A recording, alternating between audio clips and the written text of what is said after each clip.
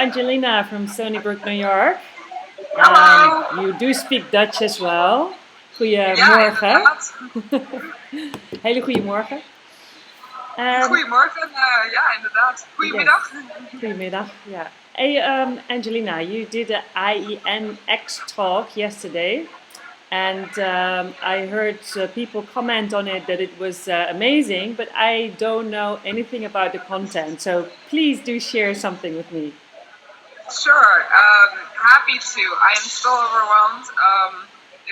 It went down really well, and the topic was it was called "Just Let Go: Improvisation, Platitudes, Wisdom, and Burnout." And I spoke about my personal experience with stress and how I noticed that when I was stressed, I couldn't apply our improvisation wisdom for several reasons, and that I believe that it is so much more important to have physiological experiences than just hearing someone say a bunch of words that are telling us what we're supposed to be doing. So that's in a nutshell. Yes. What I spoke about. Well, and I deconstructed. Yes.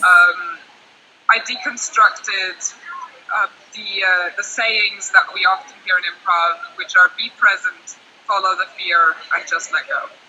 Yes, and then what you said just now is when you are stressed, you have a hard time tapping into those skills. Yes. I totally relate, and I think most of us do. So how can we, I don't know, shift that? How did you learn to? Happy to share.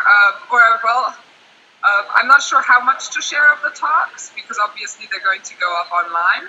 Yes. So you can obviously see them later. So what do you think is an appropriate amount of giveaway to entice people? Yeah, well, then it's good that you mention it. We will definitely look your talk later when it's online. So let's get into the debrief more of the experience itself for you, like doing the talk and talking in front of peers.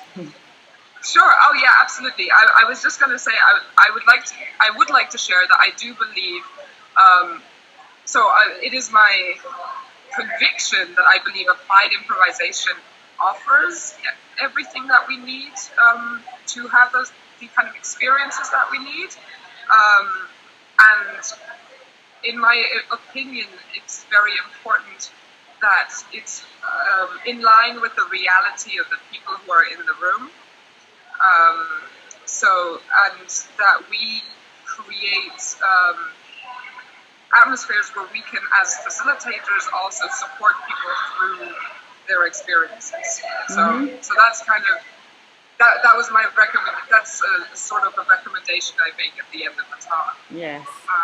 Okay. Let's look into your personal experience of doing the actual talk, because I've done a talk in Oxford and I was shitty nervous. I don't know how it was for you. It was a fascinating experience because I was in a very impressive time slot. So my talk was on a block with Kathy Salit, Drew Tarvin, and Victoria Hogg, who are three people who I respect and care deeply for, and they're three friends. So it was, first of all, an honor to even be asked to present alongside them, but it also raised the bar really high. Yes. Because I was the last of our foursome. So the people who'd gone in front of me had already presented something very incredible and wonderful and beautiful. And the audience was filled with people that I respect very deeply, which gave me a lot of apprehension, I think. It wasn't so much fear as it was apprehension of, I want to make sure that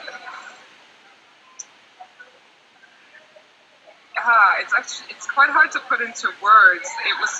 It was almost like my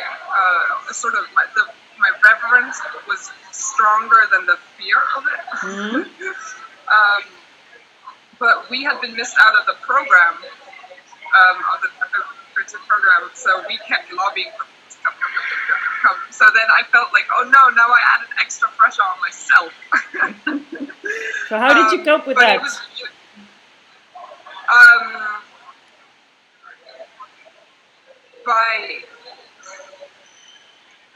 Personally, I coped by finding grounding and practicing my talk a lot. So I'd rehearsed quite a lot. I'm a self-identified perfectionist, which means that I did a lot of preparation for the writing and the going up on stage. And then in the moment and on the day itself, I had a dance party together with Big Hog in front of the mirror when we were getting ready. We turned up some music and danced for it. Breathing exercises, feeling my feet, and meditating before going on stage was very helpful. And then actually when the slot was on, I just listened to the 3 talks before me. So just being present with what... Exactly. So we sat in the wing, and it was just it was really nice that as soon as Kathy started speaking, she went on first. My complete attention was with Kathy. And then when Drew was doing his masterpiece, because it's Drew Tarvin and he's awesome, it was just mesmerizing to keep watching that. And then Victoria's talk was so heartfelt and just so pure, and a very personal story that she shared, that it was impossible not to be with that. Yes. But it's great that you were able to really stay present with the other speakers, but because so often at conferences I see speakers who have to go up and they're still scrolling through either their preparation or their, I don't know, social media stuff, like I'm going on in 10 minutes or something like that, and they're totally not present. That's so true. Yes, but great that you were able to stay present with the other speakers and then go on yourself. So how was this first minute? Thank you for that question. It was interesting because when I started, I had flow. I felt like, oh, I know this, I can do this, and then about a minute in, or maybe a minute or 2 minutes in, I made a felt connection with with the topic, and I noticed that the words, it was like I was triggering myself. So it felt, I could feel the kind of pain and hurt where this talk comes from. Yes. And started crying. So and it was almost a sort of flashback to the times when I was having a very hard time. So the tears started just running down my face. Yes. And obviously, when you start crying on stage, you're no longer with it in that moment. Right? The script just kind of goes whoop. So I started fumbling with my notes, and the audience was just so supportive. And I heard someone shout, "You've got this! You've got this!" I have no idea who it was. Thank you. I heard you. It was awesome. And they were just the kindest people. Everyone was sitting there just with smiles. Yes, such a positive vibe. It was such a positive. It's funny because I haven't been there, and I already tear up just hearing this. Well, I had a cry afterwards. I was crying afterwards when it happened. I just stood there completely overwhelmed, and then people started just... Yeah, but it is these moments that actually, when you connect with your own feelings, the whole audience gets it, right? They get into that same feeling, and then it's more about what you do in that moment with it. Like, is it okay? Do you allow it to be there for just this few seconds and then get back into your story? So how did you get back? I mentioned it. I said it out loud because my legs were shaking. And yeah, my legs started shaking, so it was a perfect moment because the part of my script was about visceral experiences. It was about felt experience. I said, well, you can see it right now. It's my legs, right? Like it was Yes, it acknowledging almost it. played out itself. Yes. Sorry? And once we acknowledge it, what we feel or go through, it's already half gone and you're able to continue, right? And Yeah, if you try to exactly. suppress it or ignore it, then it's hard to stay present. Yeah, so I'm actually overwhelmed myself. Wonderful. And yeah, and just the support that came from the audience when I got back into it was just, I couldn't have asked for a better audience as well. It was just the kindness that was in that room was so, it was almost vibrating for me when I was on that stage. It was like I could feel these people are with me. They've got my back as an audience, and Yes. I feel like just that in and of itself is one of the key things I just absolutely adore about the AIN. Yeah. So, what is the one thing you take away from this experience for your next talk somewhere? That Because there will be many more, right?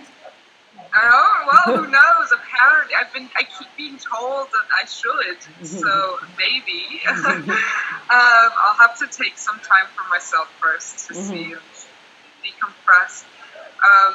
But I think the one thing I've been taken away from this is I felt I wanted to say something.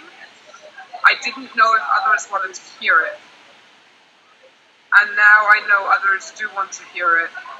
And they want to continue the conversation. And they've even thought about it too. So, so what I believe to be a personal issue, that I thought, oh, this might just be me thinking, maybe no one agrees with me. Yes. I didn't know if anyone was going to really agree. I didn't know if people were going to be upset. It was interesting to see, oh, wow, everyone in the audience seems to believe this too. Yes. You know, or maybe not believe this too, but at least... But you can relate to it or recognize it. I remember this saying, recognize the importance. Yeah, there's this saying that the more personal your story is, the more universal it becomes. I've heard Izzy say something similar in one of his sessions earlier. It's a great line. I always remember it. So, like, yeah, if you really get to the honesty and the authentic personal message, people can relate because down there we are human, you know. So true. Thank you. Which is why I love that you connected like this. What a brilliant project. Such a good idea. Thank you. I feel like this could be a thing every year now. Yeah, maybe. But hopefully next year I'll be there live. Yes. Oh, please. Yes. Yes. I can't stop. Thank you so much. You almost spoke your word before you were able to say something. Oh no, I was going to say I can't reveal it again. Okay, we'll see it where it's going to be. Thank you so much. Actually, you will probably find out very soon because it's only a few hours until the video gets put up online as well. I saw if they're putting it online over here. Yeah, I just saw a teaser message, but I don't know whether that's going to be true. But let's see. Thank you so much, Angelina. And definitely after hearing you debrief on doing your talk, I'm definitely looking out for the videos to look at the talk itself. Thank you. That means a lot to me. And I would love to continue the conversation.